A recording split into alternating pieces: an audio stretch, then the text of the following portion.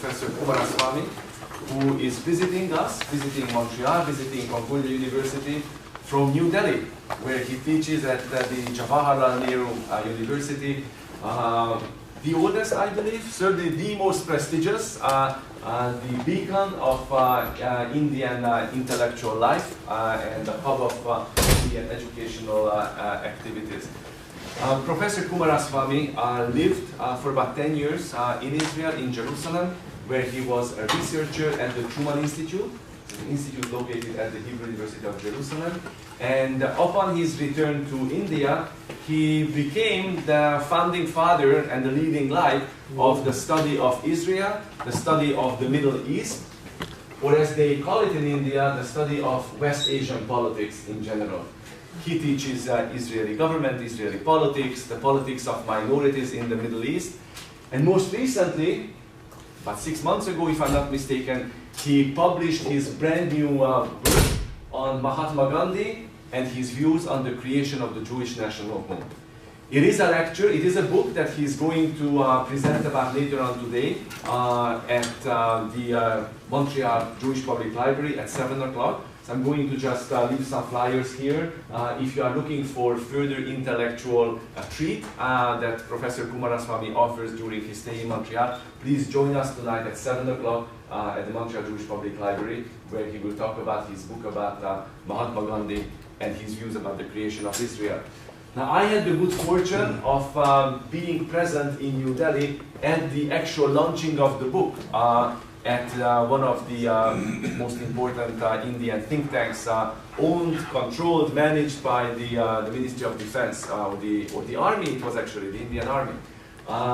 And I will never remember the modesty and the inspiring words with which Professor Kumaraswamy opened his book launch. And this is what he said: I want to thank for this book, for the fact that this book is here. I want to thank my students, because without my students, I am nothing. And the room was, of course, filled with diplomats, professors, many of his students. And it was a very touching, very inspirational moment for me to be in the presence of a colleague, a friend who even in that moment of pride and glory marked the important contribution that, of course, we benefit from our students. So without further ado, I'm going to turn the floor over to Professor Kumaraswamy. Please pay very close attention. The material will be on the final exam, and the readings associated with the lecture on the Moodle side. And Professor Kumaraswamy, the floor is yours.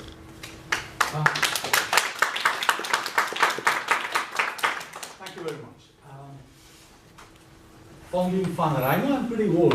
I don't think I'm a founding father, probably 90 plus. I'm not yet reached there. And you took about 5 minutes of my time. You said I can finish it at 11:30. Let's see. Now, I don't know what you know about India, your understanding of India, how much you know about Indian foreign policy. We will go along and find out. Personally, I'm not in the habit of giving lectures continuously. This is not how I do. I always engage with the class. So I'm going to do the same thing whenever possible. So you're going to be with me at least for the next 1 hour, whether you like it or not. You simply don't have a chance. Okay. Having said that, I'm going to take you a broad sketch of India-Israel relations and what are the challenges. And more or less, we are going to begin at the early part of the 20th century. Say, roughly about the First World War. Because that was the time Palestine came into Indian political discourse. And India was not following much of the region, but the Balfour Declaration raised certain voices in India. But more importantly, the British action against the Ottoman Empire created problems in this subcontinent. You must be familiar with the institution called Caliph, right? Please explain. Okay. If you look at it, when Prophet Muhammad died in 632, there was a question that you need somebody to lead. We all like to be individuals, all of them. But at the same time, we cannot exist by ourselves. We always look up to a leader. From the class, from the society, from the community, and at the national level. This is like your Facebook. At one level, you want your own Facebook, but you want 1,000 people to follow you. Okay, that's what the contradiction is. Human beings are not used to living where they exist. So when Prophet Muhammad died, people decided you need somebody to lead, a leader of the community. That is how the office of Caliph came, 632. Over a period of time, the Islamic empire changed from place to place. So from the middle of 16th century, the Ottomans became the Caliph. The Ottomans are present-day Turkey.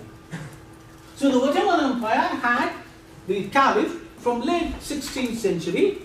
So at the time of the First World War, when Britain attacked the Ottoman Empire, Muslims suddenly felt you are attacking an Islamic empire.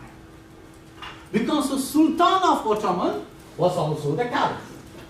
The spiritual and the temporal get at one place. So the Indian Muslims suddenly felt it is not Turkey under threat, but the Caliph under threat. But until that time, Indian Muslims never paid any attention to Caliph. Caliph, as we know, it is a Sunni Islamic institution which continued until 1924, when it was abolished by Kemal Atatürk, the founder of the modern Turkish Republic. But the Indian Muslims never paid attention to this, because there were Indian rulers who are Muslims. So they were paying allegiance to Muslim rulers in India, not to the caliphate outside. But one thing changed in the late 19th century. When the British came to India, they removed the last Islamic empire in India, the Mughals. How many of you are familiar with Agra? What is there in Agra? Taj, exactly. It was built by the Mughals. That's the most important landmark you can think in the Indian context even today. So when the British removed them, suddenly Muslims felt we don't have an empire. And when Ottoman Sultan was attacked, they found out the last Islamic empire is Ottomans, even they are also under threat. It was in that context Indian Muslims began to pay some attention to the Ottomans. We are talking about the First World War. And that was the time Palestine comes into Indian political discussion. Why was the Muslims important? Under the British, India had the largest Muslim population in the world. Which is the largest Muslim country today? Indonesia. Indonesia. India has the second largest population today. So when we talk about India's foreign policy, you simply cannot ignore the Muslim component. If India is not a democratic country, fine, it's easier. We are imperfect. Democracy is a daily struggle. It's not just you go and vote in the student union election and forget it. No, it's going to be every day, right? Cut the crap, right? That somebody has put up a poster outside. So democracy is a daily struggle. So therefore, if you are going to be a democratic country, you need to accept the opinion of the Muslim population like everybody else. You simply cannot ignore. At that time, the Palestine comes into picture.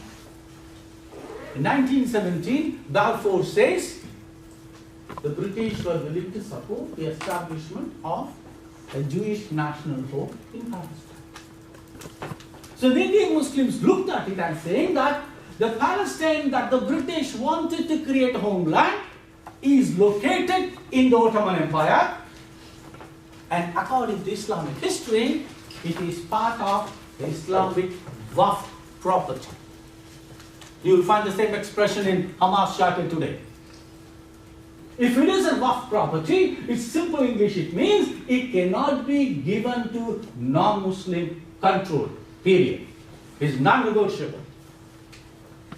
If you look at it, why is it that Islamic countries today do not accept Israel's existence? It is largely because of this. Theologically, Jews are supposed to be what in Islam? What is the Islamic treatment of the Jews? Brothers. Huh? Brothers. Brothers? I would jump. That would be much simpler. What's the term? Fear. No, I am a kafir. Jews are not. Any idea? How does Islam see the Jews theologically? People of the book. People of the book. Or dhimmi. Okay? Dhimmi is the Abrahamic faith. The Christians, the Jews, and in the Iranian context, the Zoroastrians are the dhimmi. The rest are kafirs, like me. So the problem is, dhimmis are to be protected people. They are not equal. That is a fundamental problem. So, not only Jews wanted a homeland, which basically means equality, and they wanted a homeland in a territory which was under Islamic rule from 637 until 1917, with the exception of the Crusade. When the armies of second Caliph Omar captured the city of Jerusalem, that is how Islam became part of Jerusalem. And you talk about Al-Aqsa, the reference to the picture you saw. Al-Aqsa is built on a pre-Islamic, non-Islamic, un-Islamic structure. Because there is no Islam before 632, there is no Islamic presence in Jerusalem before the army of Caliph came. So, from 637 until 1917, when Allenby enters Jerusalem, the city of Jerusalem, the Holy Land, has been under continuous Islamic rule, except for the Crusader period, 1097 to 1291, except that period. Otherwise, it is Islamic for 13 centuries, except for the British. Therefore, when the Balfour promised a Jewish homeland, he was trying to create some things which was not there, and he wanted to create a homeland in an Islamic holy land. I think that is how the Indian Muslims view it. So, creating a homeland is not a problem. Creating a homeland for the Jews is not a problem. Creating a homeland in a territory which was a vast property from 637 is a problem. That is how the Indian Muslims view it. Therefore, they created a movement called Khilafat struggle or Khilafat movement. Khilafat is an Indian version of Caliph. The idea was you are rallying around the Sultan of Ottomans, who is also the head of the religious community. He is a spiritual head and a temporal head. And therefore Indian Muslims felt agitated that British is fighting against Ottomans. It was in this context the Indian nationalists looked at the Palestine question. The Indian National Congress was the leading movement in the national struggle, Indian National Congress. But if you look at it, the Muslim participation in the Congress was very small. Because Muslims actually felt, I want independence, but what happens when the British leave? Britain will be replaced by the Congress party, which was dominated by the Hindus. So I only have a change of leaders, but I don't have any other space. This is how the Indian Muslims view the freedom struggle.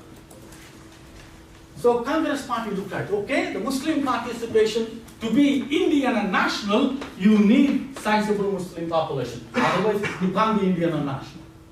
So I was waiting for an opportunity. The Muslims are fighting for the Khilafat movement. So Mahatma Gandhi was in South Africa, returns to India at that point of time. And he looks at it. The Congress party needs Muslim support, and the Muslim needs Congress support. Because this was the time the Muslims are fighting for something.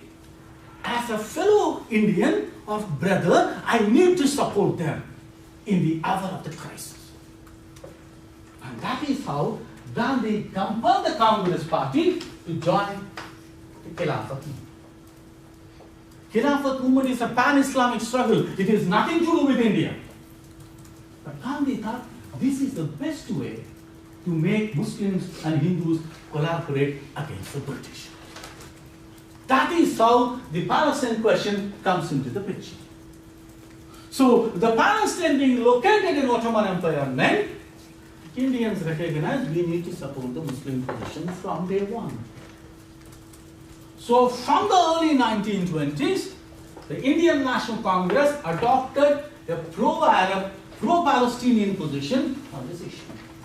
Yes, sir. Were they supportive of the Mufti? Just I'm talking about 1920, just a few years ago. And Gandhi, writing in 1921, says the Jews and Christians can go to Jerusalem, they go to Palestine, they can reside there, but they cannot have sovereign rights. I think that is the context in which the whole problem is. Mufti comes a little later because in 1920s, he met the leaders of the Khilafat movement in Hajj. And that is where the cooperation begins. But the Indian understanding of Palestine was much before that. It's nothing to do with Mufti. Mufti comes and establishes in 1924-25, but the Indian position was there right at the end of the First World War. So when the Indians were supporting the Khilafat movement, suddenly the Ottoman Empire was gone. Kemal Atatürk becomes the new ruler and he establishes the Turkish Republic. And you want to make a complete break from the past. In every sense of the word. He thought the Middle East and the Arabs were not we took care of them for centuries. They were disloyal, ungrateful people. So Middle East is not my option. Let me develop Turkey along European lines. He actually changed the alphabets. Turkish alphabets written in Arabic script is simply changed into Roman script or Latin script overnight. And which is not an easy thing because almost the entire Turkish population is Muslim. And the Islamic Quran is written in Arabic. But in Turkey say, okay, even if the Holy Quran is written in Arabic, I'm going to make Latin script as my country because I want to make a complete break from the past. In the process, he abolished the caliph in 1924. So when the Indians were talking about caliph, Turkey simply said, thank you very much, we don't need it. I want to go further. So the Khilafat movement actually disappeared after 24. But the pro-Arab position which began amidst the Khilafat struggle continued for a very long time. So from 1920s till about 1992, the Indian policy, what you would call the zero-sum game. You adopted a pro-Arab position and that continued for a pretty long time. There were exceptions. We'll come to that in a moment. So in 1947, something happened in the United Nations, right? Yeah. What happened? The Israeli independence. 47. Oh, the partition one. UNSCOP. If you remember, UNSCOP had how many members? How many members were there in UNSCOP? 5 or 6, maybe. 5 or 6? Put together 11. You're right, 5 or 6, 11. And one of the members was India. So when the majority supported partition 7, they said partition is the only solution. But India said no, we want a federal Palestine. That is an autonomous Jewish state and an autonomous Arab state within one federal Palestine. Australia was the one which did not support either of the projects. Far away from reality, right? When you are down under, you are completely dealing from everything else. So Australia said, I'm not supporting anything. The two other countries were Iran and Yugoslavia. And India was the one who supported the federal plan. The federal plan was submitted on the 1st of September. And it was 2 weeks after India's independence. The interesting thing is, Gandhi said, let's have a federal India. Let's have India without partition, without Pakistan. We'll make Jinnah as a Prime Minister of India. India was not ready to accept. India said, no, partition is the only way. So you said partition is good for India, partition is bad for Palestine. What was the logic? If you look at the Indian politics, from the 1920s, there are 2 sets of opinion coming up. One was the Congress Party, which talks about inclusive Indian nationalism. The other one was the Muslim League, which talks about the Pakistani nationalism. It's a contest between the 2. The Indian nationalists argued, just because you follow a different religion, you don't become a different nation. Because the moment you accept that argument, India will have maybe 1,000 countries. Because every caste, every religion, every linguistic will have okay, I speak a different language, I'm a different nation.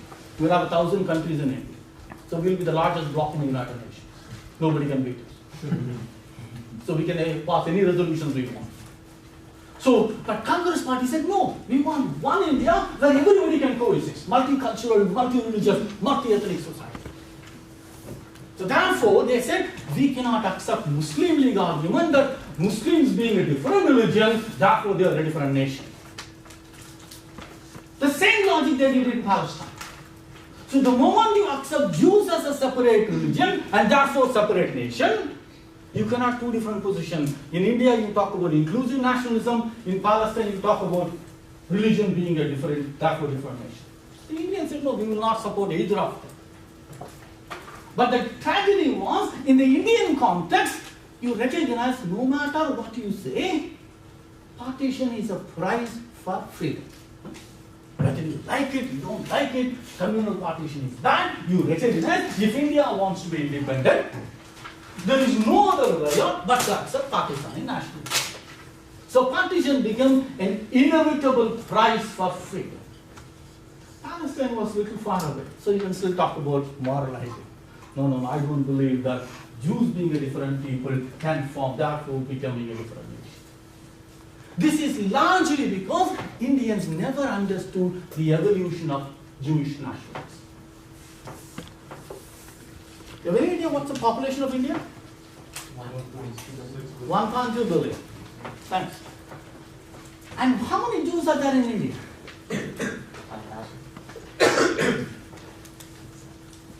Just over 4,000. Just over 4,000 in a country of 1.2 billion people. The highest number we ever had was 30,000.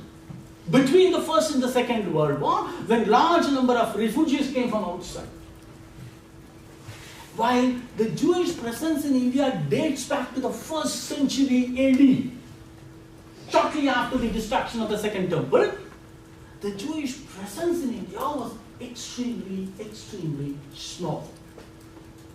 So when you don't know your people, you generally don't even think of them important in your existence.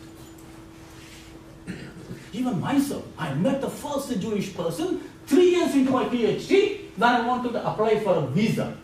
Till such time, I've never met a Jewish person in my life. So I had to apply, so I had to go to Mumbai and apply for the visa because at that time there was no embassy in Delhi. So when Jewish persons were extremely small, but correspondingly we are the large Islamic population. It's a deadly combination. So not only I don't understand you, but I understand all the negative things from the other side. So with the result, this is how the Jewish nationalism was captured in the Indian imagination. So we never understood the Jews were basically seen as a religious group, not as a national identity. No. It never came to Indian understanding. So in 1947, we say, okay, there will be one federal Palestine with autonomous Jews and Arabs. You know the funny part is, in 1947, That is the only time the Arabs and Jews agreed on anything. You must be studying. There are two communist parties, right? One for the Arabs, one for the Jews. Communist party is supposed to be transnational, beyond the boundaries, everything. But in Palestine, they could not have one communist party. There are two. Read the documents. It says only 3 places they were worked together.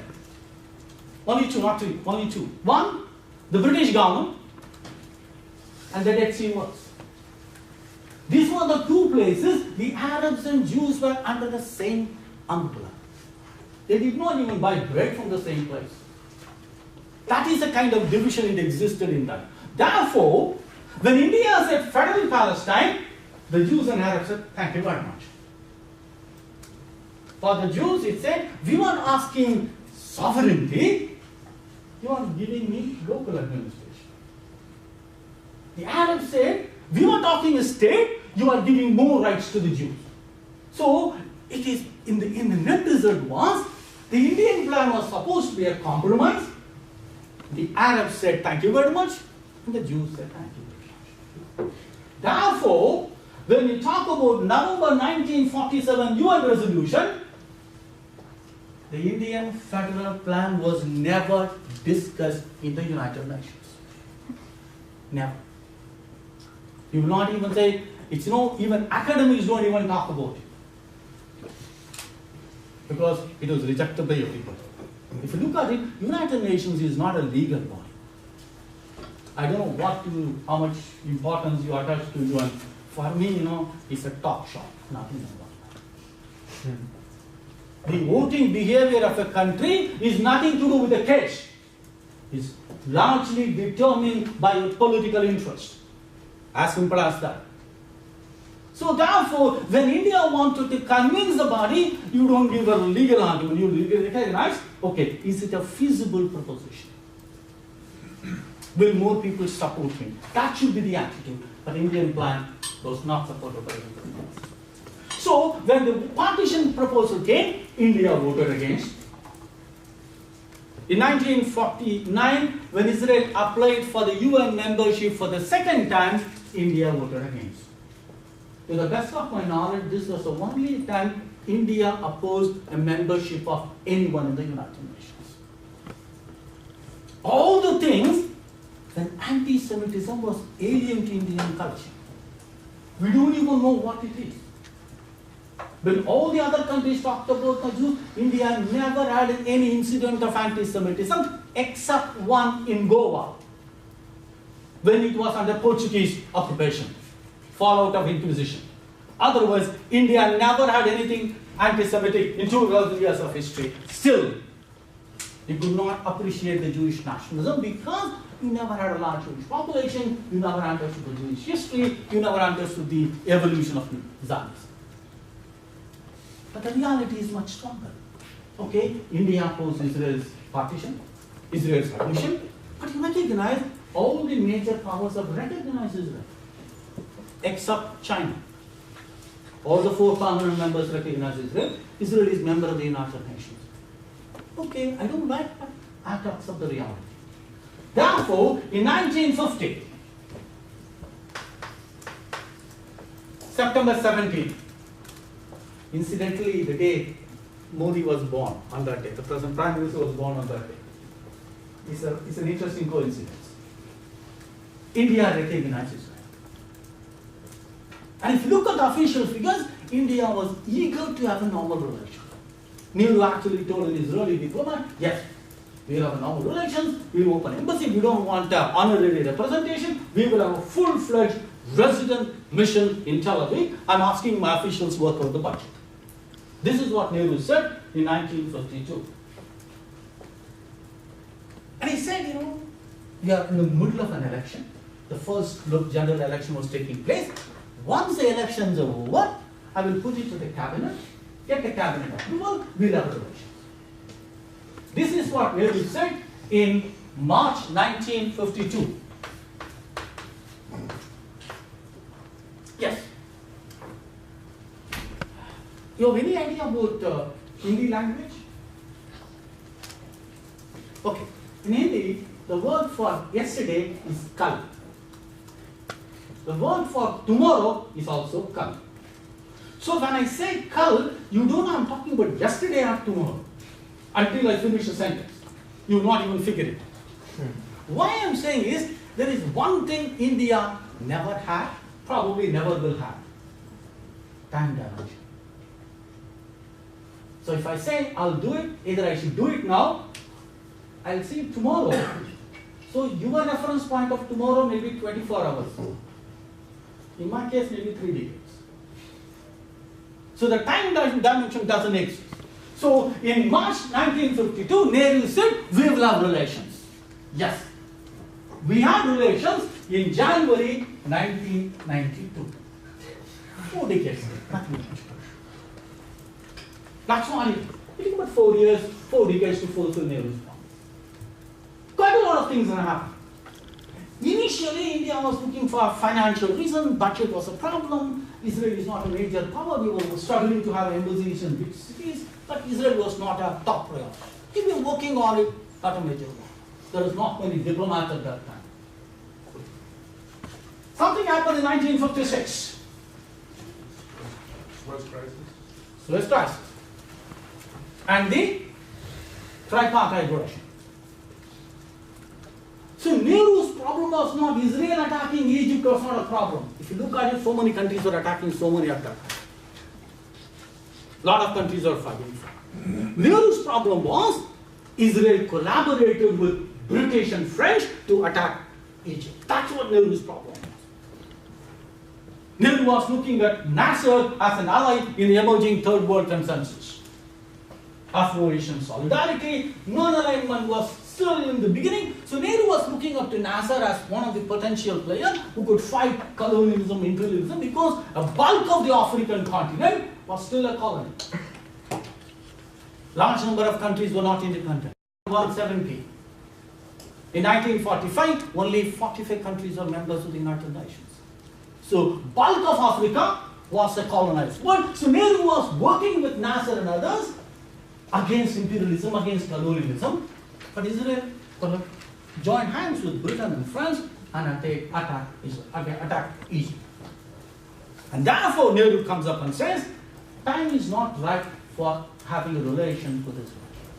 In 1956 he says, no, I don't want to have relations at this point of time. From that time till 92, Indian leaders always said, time is not right for having relations with Israel. This has been the general Indian theme for the next 35 years. Over the year, you added so many support for the Palestinians, all the other things added up. Israel policy is not right, whole lot of things were added up. And you recognize until there is a transformation at the international level, Indian policy will not change. There had to be a change in the international structure. Without that, India will not change its policy. That came in 92. Few things happened. End of the Cold War. Disappearance of the Soviet Union. Madrid Conference. And Madrid Conference also meant one other thing. Until then, the PLO was talking about a military settlement. But in Madrid, they agreed for a political settlement with Israel. Political settlement presupposes, I will not get everything I want. Military solution can mean your complete annihilation. Political settlement basically means, I have certain demands, but I have to reach the agreement, I need to concede to some of your demands. Which basically meant the Palestinians were ready to make a political settlement with Israel. And that is what it indicates. Otherwise, why would you go to Madrid? So at that point, India looked at it. You are supporting the Soviet Union for all the 30 years, suddenly Soviet Union disappeared. So you are in the wrong end of the stick. Or you are on the losing side. You don't like the United States for a variety of reasons, largely political, nothing ideological, because of US support to Pakistan and everything else. But today, US is the only player in the game. So you need to accept a world order dominated by the United States. And when you look at the Palestinians, you are supporting the Palestinians. The Palestinians are ready to make a political settlement with Israel. So the question is, yes, sir. Was the political tensions between India and Pakistan influential in recognizing the Israeli side as a minority? Okay, if you look at it from the 1920s to 1947, it was between Congress Party versus Muslim League, domestically. It's a power struggle. Who represents the Indian Muslims? Congress Party or the Muslim League? After 47, it became Indo-Pakistan conflict, which was primarily played out in the Middle East. So both the countries were trying to get support of the Arab and Islamic countries. Pakistan was using the Islamic card. India was using the secular one. Then he said, no, secular alone is not enough. Then he said, okay, I support the Palestinians from 1920. So the support for Palestinians became an instrument for India to promote its interest in the Middle East. Largely a rivalry between India and Pakistan. Internally, up to one point, but externally after 1947. Back to 92. And more importantly, you saw Arafat agreeing to go to Madrid. And you ask the question, is it necessary to be more Catholic than the Pope? If Arafat is ready to talk to Israel, why should I have a problem with Israel? India never had a problem with Israel, ideologically, politically, any other issue. There is not a territorial dispute. It's not like a China and Pakistan, you fought wars. So therefore, when you look at it, if Arafat is ready to go to Madrid, why should I keep Israel away? It was in that context, India decided to normalize relations. January 1992. So that is so what I would say, the second phase, 1992, which more or less continued till about 2004. The earlier phase, what I would call zero-sum game. You recognize to be supportive of Palestine, you should not have any relations with Israel. Even a minimal relation with Israel was seen as anti-Palestinian. That is how it was understood. You ask the question, India and Pakistan fought wars, India and China fought war, but still there is a Chinese embassy in Delhi. You still have an Indian embassy in Pakistan. But you never had a problem with Israel, but you don't want to have relations with Israel. You know, if you look at it, it's becoming difficult to explain yourself. Forget the rest of the world. Because you believed in zeros. Okay, I'm not supporting the Palestinians, so therefore I will not even talk to Israelis. There is no normal relation to this. The second phase, what I would call parallel track. You recognize it is possible to have relations with Israel. It is possible to have relations with Palestinians at the same time. There is no need that you have to dump one for the other. And that is how the second phase began in 1992. So India established diplomatic missions. You began to have a small and gradual contact with Israel. While having the contact, you always had a balance. Okay, any major statement with Israel was accompanied by a similar visit by Arafat or a pro-Palestinian state. There was always a balance. This is how India dealt with much of the 1990s. The third phase, I would say, roughly began when Congress Party came to power, 2004. This is my understanding. This is how I look at the events. And 10 years of relations, India gradually gained some confidence. Okay, I can deal with Israel. The damage in the region is not very significant. The Arab countries have come to terms with it, so therefore, I could do a next stage. Okay, in Palestine, something happened in 1939. What happened? 1939. Second World War? In Palestine. Second World War is in Europe. Just say 1939, Second World War. I said Palestine. What happened? The arrival of fleeing the Holocaust? What happened? The British White Paper banning. Exactly, the white paper. The white paper posed a fundamental challenge to the issue. Do you fight the white paper? Do you support the white paper? What will you do if you are a member of the Zionist executive? Fight it or support it? Will you fight or will you support? Fight No, it. that's- Why? I'm not sure. What is the white paper about? Have my notes. No. Notes is up here. Notes is up here. This is what I do. Fun is here. Is it about Brits that they want to fight British? That's a strategy. What did the British say? Okay, they wanted to right? I know that the Jews wanted to fight British because British wanted to unite Jews and Arabs. Oh, they wouldn't do that at that point of time. It's fun. You know so close. Your strategy about is right, but the reason. What was happening in 1939? This is how I do my class because nobody can sleep in my class. Nobody can check mails. They can't do that. They limited immigration of Jews. Exactly. You put the limits. More importantly, you renounce your support to Balfour. The fundamental you said, implementing Balfour is not the British policy. And what do you do with it? So you cannot support that policy, say, okay, we will not support Balfour, so okay, we will support the British. No way you can do this. But you can't fight the British.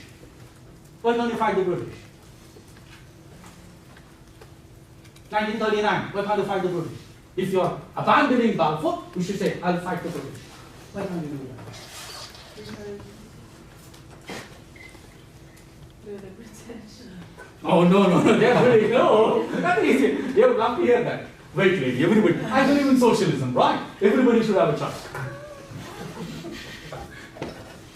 No monopoly. Yes, sir. Well, A, you're not strong enough to fight the British, and B, they are still kind of the only way you have to ever get your stake. No. That's my Wasn't it? No, sir. You're monopolizing the class. Anybody. Why can't you fight the British? Make a wild guess. It's lunchtime, right? Make a wild guess. We'll all have a fun. Yes, lady. I'm not sure, but were they independent at this time? Were they Why nation? can't you fight the British? Well, they weren't independent. Huh? They weren't independent. It was a British colony. But you can still fight the British, right? Anti-colonialism, right? We fought the British. Nigerians fought the British. Why can't you? We need their support. Why? They're helping them be. They abandoned you. They said, thank you very much, no immigration, no Balfour. Why do you still have, why can't you fight? Because of the alliance. They were. Because they were fighting Germany in Europe. Exactly. They were the ones fighting against Germany. They were the leading figures. So what do? You look at Palestine and you look at Europe. Your choice was not there. You don't have a choice. In life, remember guys, it is never between good and the bad. Your choice is between bad and worse. This guy is bad, that guy is worse. Whom do I take? Life is always like this. You never have the luxury of good and the bad. No, it happens only in the Bible. The reality is not. So, the issue, what do I do? In Palestine, I don't need them. But in Britain, in Europe, I need the British. So what do I do? They came with a brilliant statement. They said, we will fight the white paper as if there is no war, and we will fight the war as if there is no white paper. That's what it is. They said, we will fight the war. That is, war in Europe, as if there is no white paper. That is, white paper affecting mandate Palestine. And we will fight the white paper in Palestine as if there is no war in Britain. Which meant, you fight the British in Palestine and collaborate with them in Europe.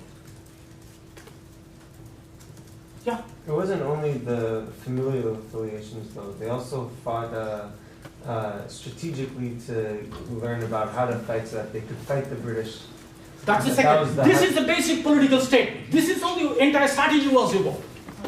But fighting the war meant you develop a Jewish army. The Jewish brigade was developed, which fought in Britain. 20,000 people. Which was very useful when the state of Israel was created. They came back. It's not like, no, we strongly support a pamphlet. No. The issue was fighting Britain in Palestine, but they were fighting with the British by asking the Jewish to volunteer in the Jewish brigade. 20,000 people. This is how you do it. It's not, in life you need to make choices in a very skillful manner. You can't simply say, okay, you are Balfour abandoning, I'm going to fight. What happens in Europe is in Europe, I'm not worried. You can't. Because his Jewish homeland was supposed to be a homeland for Jews everywhere, not just in Palestine. So you can't ignore Europe. At the same time, because of Europe, you can't, okay, what happens if Palestine is different, let me only think about Europe. You can't. This is how you do in a complexities. And I think I would say this is exactly what India did in the third phase. They said, okay, you recognize, bilaterally I want good relations with Israel. Whole range of issues, military, technology, politics and everything. But multilaterally, I have a problem with Israel.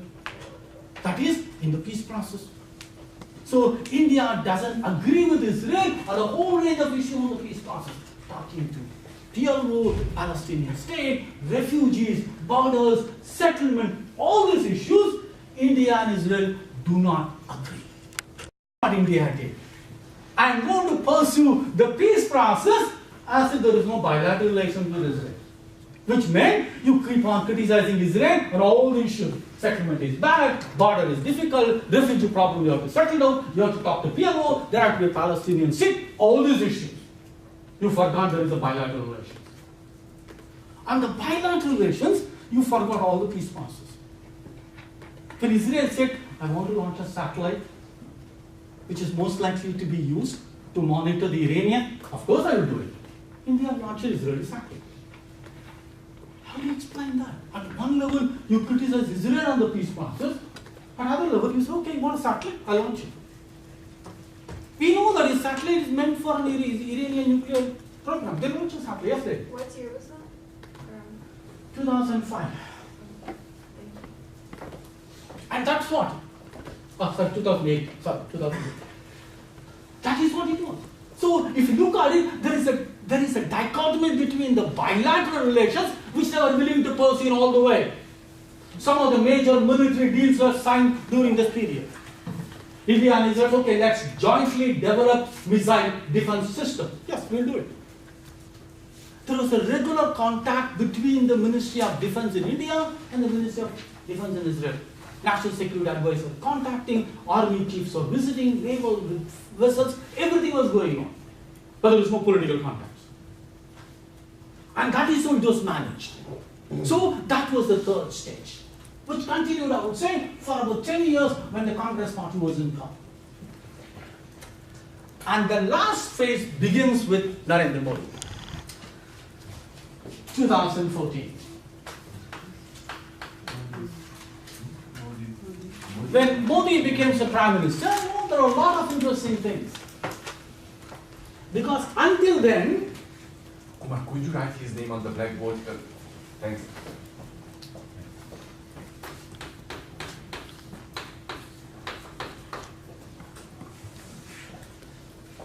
and if you look at when he became Prime Minister, things are rather interesting. The previous 10 years, there was not many political visits between the two countries. And a couple of times when the National Day was celebrated by Israel, even Indian ministers was not ready to come to the event in Delhi. Forget about going to Israel. They were not even ready to come to the events. Only party officials came and they were all talking and having a cocktail. The moment the ambassador said, let's start, the person I saw him just going away. Because they don't want to be seen. It was not politically correct to do that. It was not easy for Israeli embassy to organize a lot of visits during that period. Modi completely changed.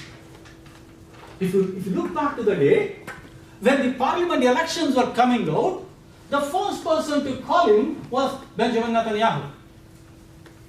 Because he knew Modi is going to win. Even before the results are announced, around 11 o'clock Indian time, he simply picked up the phone. I'm very happy that you are going to win. Congratulations. Even Obama came much later. So Israel was the first country to do. From then onwards, Modi and Netanyahu are actually like you and me, tweeting and sending messages and all sorts of things on a regular basis.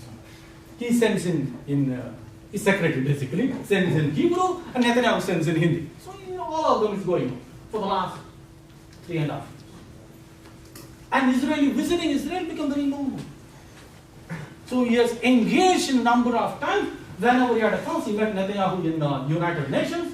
He met the Israeli president who been living in Singapore for an event for occasion. And Israeli defense minister came to India. So you have an enormous business going on from 2014. And the climax was last July, when Modi himself visited Israel. 3-day visit. And in 3-day visit, you've been to Israel, right? Not yet. If you have seen the Israeli prime minister, prime minister, all of them, they look very young on the day they get elected. You should see them 24 hours later. Suddenly they become 10 years old. The workload is so heavy. It's actually, sometimes I wonder, why would anybody want to be the Israeli prime minister? It's such a hectic and heavy demanding job. Okay? You simply don't have a space. You're always, it's like you're 24/7, you are monitored in the sense of media and everything. But Netanyahu was actually babysitting the Indian Prime Minister for 3 days. Except when Modi was sleeping, he was with him from morning to evening, from airport to airport, every single evening. And the Israelis are not very happy. We are discussing Knesset and all the things. What is he doing? No, we can wait. I want to spend my time with Modi. This is, you never seen, even when the American president visits Israel, they don't do that. Take a look at all the previous one, Clinton and everybody. You meet reception, but you won't spend 24 hours holding the hand and every single thing. Only thing you didn't do was put the property, cover the wrap, and when you sleep, okay, put the blanket, it's okay, sleep good night, I'll come back tomorrow morning. That's probably the only thing he didn't do. He literally did everything you can do. Constantly, and his wife did. You ask a question, why would an Israeli prime minister put so much capital on a visiting dignity? Dimensions, you're making priorities. And that is what you see, something interesting is happening. If you look at Israeli foreign policy, Israel never had great friends from 1948. Friends were there at some point of time. If you look at them, they were not many friends. US has been the only friend they ever had from the beginning. But even that became questionable under Obama. All the stories became what happened to Obama and Netanyahu for 8 full years. And if you look at it, Europe is not very friendly towards Israel. The only exception you can say is Germany. That's because of the historical baggage. Otherwise, you can count from east or west, it doesn't make a difference. You don't have much friends in Europe. In the immediate neighborhood, you have countries with whom you can have an understanding on an issue base, but not somebody who can say a dependable friend. That's exactly the situation for Israeli foreign policy landscape. Marshall Islands and some other, it doesn't make a difference in the power constellation. From an Israeli point of view, India is seen as what I would call a dependable friend. It's not an ally. India cannot be an ally of anybody. That's a dangerous path to take. But India is probably emerging as someone with whom Israel can not only do business in the military sense, but also have a political conversation because of the diversity it has. I think one of the first things probably your professor would have told you on Israeli domestic politics is when there are 2 Israelis, you have 3 political parties. Right? That is the basic premise. So that is a kind of internal, you can say division, but you say that is how intellectual discussions happen. And the bottom line is not agreement. Bottom line is civility. That's the bottom line. I agree, we disagree, and let's have coffee. No, I don't like you. I don't want to see your face. Get lost. No, that's not the way. So if you look at it, that is an integral to Israeli culture. And India is not different. It's, I don't know who influenced whom, we are equally acrimonious people. We don't agree on anything under the sun. Even to say yes, okay, which language you say yes? Okay, no, I will say mother tongue. No, even from that, say a yes, it's going to be a problem. It's not going to be that easy to say, all of us say yes. No. You say in Tamil, I say in English, you say in French. So everything is different. So India is emerging as a country of diversity. So from an Israeli point of view, this is an interesting thing. If you look at some of the major diplomatic appointments, India is getting some of the top class Israeli diplomats, vice versa. And there is a military dimension, which probably most of you are familiar with. But there is also other non-military things. If an Indian Prime Minister goes to probably United States, or even to Canada, I don't think probably you will have a conversation only with the political elite. Suppose if an Indian walks in the street, can you find something in common to talk other than the Indian restaurant? Anything else you can have a conversation? Shah Rukh Khan. After that, third point, which is not the case in Israel. If you look at it, the moment you have a conversation at the different layers because of the diversity. From the Indian music, Indian philosophy, yoga, food, dress, culture, music, everything, or IT. You name it. Cricket is not popular in Israel yet. We are trying to get it.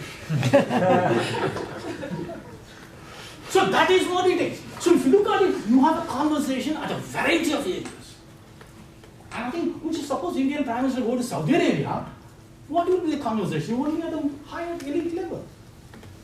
But in Israel, you have the different layers. If you have 14 floors, all the 14 floors you can have a discussion. And each one will have a different engagement. And from Modi's point of view, he is not treating Israel in isolation. It's not that he's going to Israel, he's not talking to others. No. If you look at it, since 2014, Indian leaders have visited all the 20 countries of the Arab world and the Islamic world. All of them. From Morocco to Iran, they were there every single place. The only country Indian leaders did not visit was Libya. And we don't even have an embassy there. Otherwise, I don't think they came to Lebanon either, though. Of course they came. Ministry of State came. MJ Akbar was there. You meant head of government. All No, right. I said leaders. Yeah. I thought you meant- MJ Akbar was there. All the civil war countries in Yemen, in Syria, in Lebanon, in Iraq, they were there. Junior ministers were there since 2014. Every single one. There is no exception. And you ask the question, India and UAE are the largest trading partners. When was the last Indian Prime Ministers to visit UAE? 1981. At one level you say these countries are important, but at other level you don't pay political attention to that. Modi has changed. So while he's talking to Israel, he's not ignoring others, which basically means he's normalizing Israel with the Middle East. It's not that, no, I talk to Israel, I can't talk to others, I'm talking to others, I can't talk to you. No, I'm talking to everybody. Why is it possible? The agenda is economic, not politics. The moment you talk about a strategic relationship, military and everything, you can talk only selectively. If you take them, can you help me in Indian economic development? Okay, you can offer technology, this person can give you money, that person can give you resources, that person give me energy.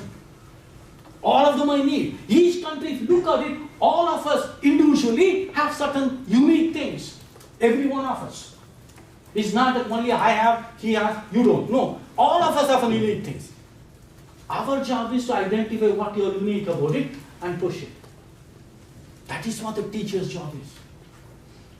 Teacher's job is not to judge. I don't see myself. My job is to know what you are good at it. And push you in the corner. Yes, sir. Kumar, what role do you think the ideology of the political party that Prime Minister Modi comes from represents in this shift? Very marginal.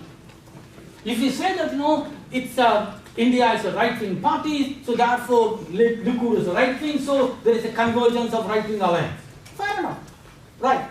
Then how do you explain Modi having a good relations with the Ayatollahs? How do you explain that he is meeting the Saudi kings every time from 2014? How do you explain that? He is meeting the Emirati Crown Prince on a regular basis. They already met 4 times. How do you explain that? So, if you meet only Netanyahu, you're right. If he deals only with Israel, you're right. He only deals with the military issues, you're right. That's not the case. When Modi was in Israel, everybody said, no, they are going to sign a military deal. Nothing came. He was talking about water, recycling, waste management, agriculture. You will not expect a prime minister to talk about all these things with Israel. That's exactly what Modi did. So when Netanyahu came to Israel, he was talking the same thing. He was not talking about a missile defense. He was not talking about Arrow, Indo, none of them. So when your agenda is political, you are right. People will see the ideological convergence. When your agenda is economic, ideology becomes less and less important. And that is what Modi is doing even with Japan. So when you talk to Japan, you will say, okay, it's anti-China. But you talk to China also. You want a Chinese investment in India. You may not agree on the 1 Belt 1 Road, but I want Chinese investment in India. So if you look at all of them, the bottom line is economic development. So in that context, people will try to make a political thing, but we need evidence. Hindutva ideology and the Likud ideology, does it mean it's Hindutva ideology and the Iranian clergy? Or the Wahhabi Hindutva alliance? No. But then when it comes to Saudi Arabia, you say energy convergence, energy security. The same way.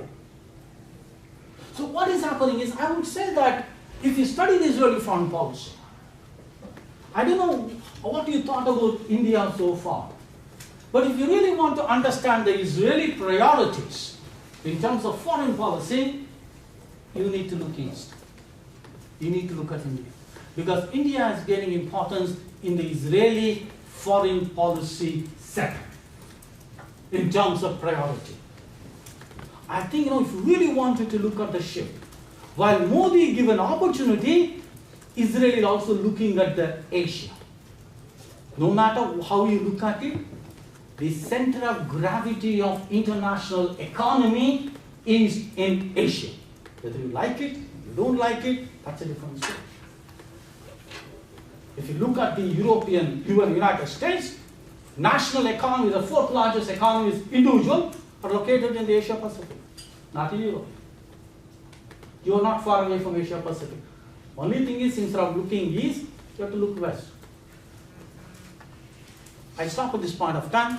Any questions?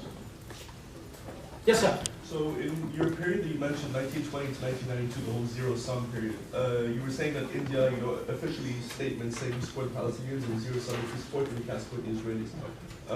What I'm curious about was there any effort on the Indian part to militarily or economically or through political lobbying actually help the Palestinians throughout that period? Or was it only official statements, we support this and not this? The good thing is we never interfered in the military.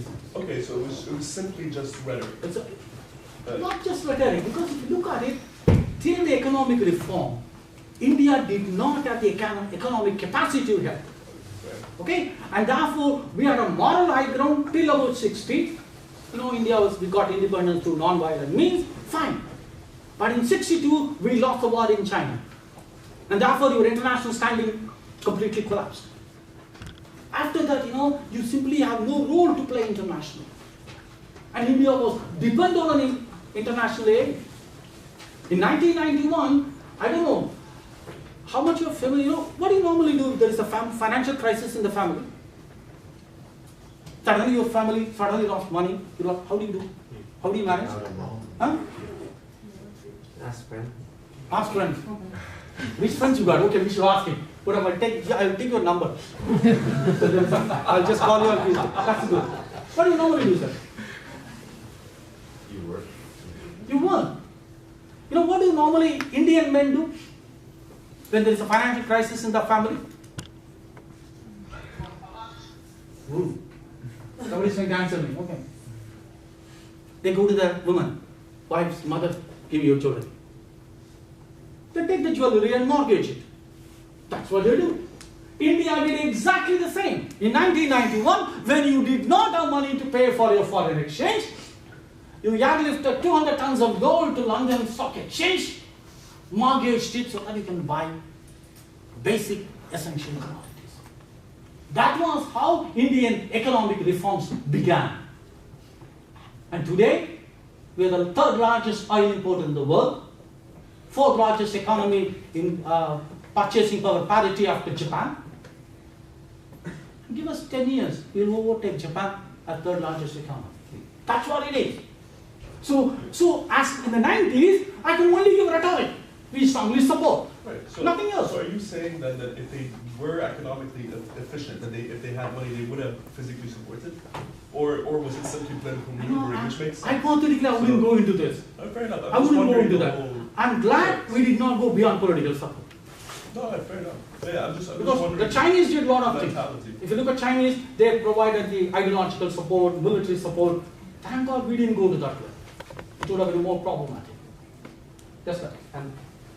Considering that your phase between 1920 and 1992 spans both the time when India included both Pakistan, Bangladesh, and afterwards, what is your, especially considering the acrimonious relationship between India and Pakistan, what are your thoughts on how that the both maintain relatively similar thoughts in terms of vis-a-vis the Israeli versus Palestinians, even after a large chunk of the Muslim population left following the partition plan? So that is what I said. Till 47, this was a domestic fight between the Congress and the Muslim League. After 47, it is a political fight between India and Pakistan, which was largely fought in the Middle East. Who will be the more supportive of Palestinian, India or Pakistan? But in that sense, it's more of a game of one-upsmanship rather than, say, having opposing views. It's not opposing views, no. Both are identical views. I'm saying they didn't have opposing views. I'm saying it's more of a game of one-upsmanship. Exactly. But why did it not, say, degrade into that, considering how they, like you said before, they had terms of proxies in terms of Soviet and American the Middle East was important for both the countries. In terms of oil, in terms of proximity, in terms of religion, everything. Both are important. For Pakistan, Middle East is important. For India, equally Middle East is important. The only thing is, how do you project yourself? Pakistan said, I'm an Islamic country. And India said, I'm a secular country, but I'm a progressive country. I'm also supportive of the Palestinians. And that is how it is. It is not that it is important only to one to the other. It is both are important. They express their support in a different level. Yes, sir.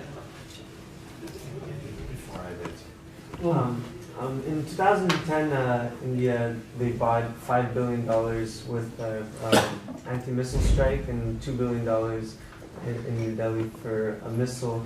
And you see also with Modi this 3-day, which was more intense than they did visit every country in the Middle East, but that's a much more intense visit, I think, than the others.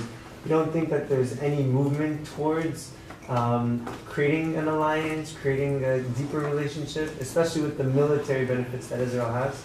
No, military will happen even without the Prime Minister's visit. Okay, if you look at military, it's a professional decision. You don't make military decisions on simply emotional grounds. It's a professional decision, so it will happen. Alliance is a difficult proposition. My understanding of an alliance is, if you are an ally of somebody, you sign up A to Z. Whatever you say, I agree. Micronesia can say, I sign up to everything United States says. Can France say everything to US, okay, I'll sign up everything? Can Canada say to United States, whatever you do, I agree with you in 100%? You can't. There are limits. So I wouldn't use the word alliance, because alliance will complicate the relationship. I would say dependable friend. You know, in Hebrew, Haver is much more powerful than anything else. Right? So that's what I would say. Yes, sir. My question had, sorry, well, actually, no. Yeah. I'm very sorry. We could go on for Okay, one minute. Just yes, okay, say 1 more minute. Yeah. You have my email or Facebook or anything. It's simply Kumaraswamy Star will give you. Just if there is any questions, write to me. I'm on the Facebook. You can just follow me. Most of my writings are there in academia or in Facebook. Just search it. It's a great to be here. Please join me in a round of applause.